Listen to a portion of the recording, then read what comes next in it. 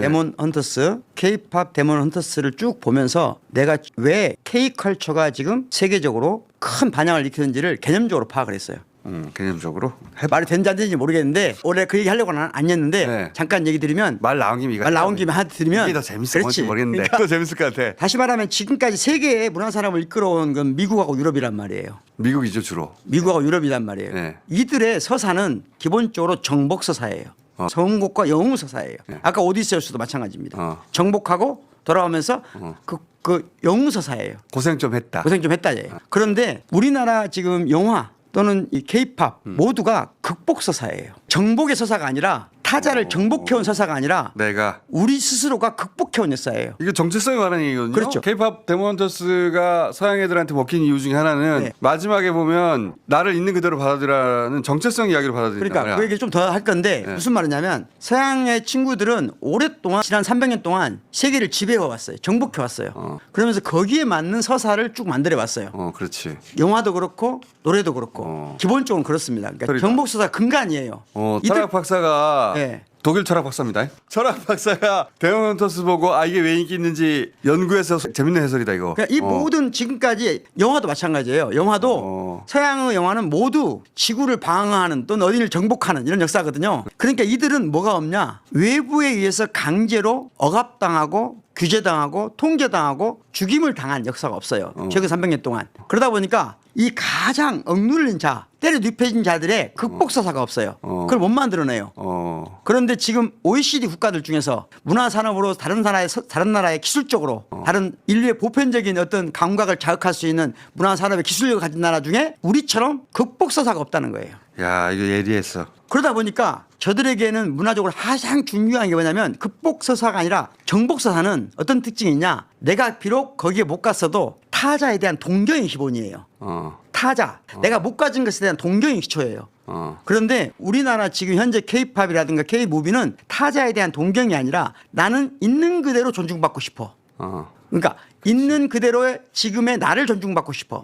그러니까 동경이 아니라 존중이에요. 타자의 동경이 아니라 나의 존중, 서로의 존중. 이게 요즘 고립되고 그렇죠. 그 소외된 서양의 현대 그인들을 딱 들어맞는 거예요. 딱 들어맞는 거예요. 네. 그러니까 서양의 지금 현대인들은 영웅 서사가 없거든 자기들한테. 정복 서사가 없어요. 더 이상 서양이 정복한 시대가 지나버렸어요. 자기들은 그런 경험을 할 수가 없고. 문화적으로도 우월하지 않거든. 이제. 그러니까 오히려 지금 미국이나 유럽에서 20대, 30대, 40대는 오히려 지금 한국의 우리들처럼 감정이 똑같단 말이에요. 그런데 그 스토리를 못 만들어내. 그래서 야 동경이 아니라 동경하고 정복하는 역사가 아니라 우리는 존중하고 극복한 서사. 데몬헌터스가 우리가 생각하는 것보다 더 크게 히트를 쳤어요. 서양에서. 우리는 해외에서 뭐 히트 쳤다 그러면 일단 색안경을 끼고 보거든. 우리끼리 오버하는 거 아니야? 왜냐하면 과거에 진짜 오버 많이 했으니까 우리끼리. 그렇죠. 색안경을 끼고 보는데 그래서 우리가 다룬 뉴스 말고 현지에서 이 현상을 다루는 뉴스 자기들끼리 얘기하는 걸 이제 찾아보게 되잖아요. 그러면 우리보다 한 10배, 20배 호들갑이에요. 그리고 자기들끼리 막 분석하거든요. 네. 왜 이게 인기 있는지. 근데 그럴듯한 이야기들이 다 있긴 한데 뭐가 빠졌어. 이 분석만으로는 현상적 분석이에요 다. 그렇죠. 이 현상적 분석만으로는 이걸 다 담지 못한다. 그렇죠. 왜냐하면 성인이 된 그 서양의 남자들 혹은 여자들이 이걸 보고 운단 말이야. 그렇죠. 그러니까 이거는 정체성에 관한 이야기다. 자기 정체성하고 저기에 오버랩이 됐구나. 여기까지 내가 갔는데 네. 존중? 뭐 어째? 극복 서사? 네. 우리는 지금 BTS도 왜 세계적인 영향을 받았냐면요. BTS 극복 서사예요. 아니, 극복 서사라는 말을 지금 만든 거야? 내가 만든 거죠. 그렇지. 하다가 네. 뭐라고 자랑할까? 그렇지. 철학자는 항상 개념화를 시킬 줄 알아야 극복 서사. 철학자거든요. 정복 서사에서 극복 서사로. 요런 게 중요한 겁니다. 예. 요런 생각을 할 수 있는데 요런 말을 안 만들었잖아. 그렇지. 요 말을 만들어서 제일 먼저 써야 돼요. 그러니까 정복 서사에 취해 있는 북유럽은 이제 이런 스토리를 못 만들어냅니다. 그렇지. 그런데 그 북유럽의 일반 시민들은 지금 더 이상 정복 서사에 취할 수가 없는 환경에 있어요. 극복 서사 대신에 이런 건 있어요. 그 서양 애들이 이제 자기들도 더 이상 히로는 아니잖아. 서민들이. 그러면 어느 날 울분이 터져가지고 다 죽여버리는 이야기들. 이런 건 있어요. 그렇죠. 최근에는 그래서 헐리우드가 만드는 서사는 다 똑같아요. 뭐냐면은 정복 서사가 안 되거든요.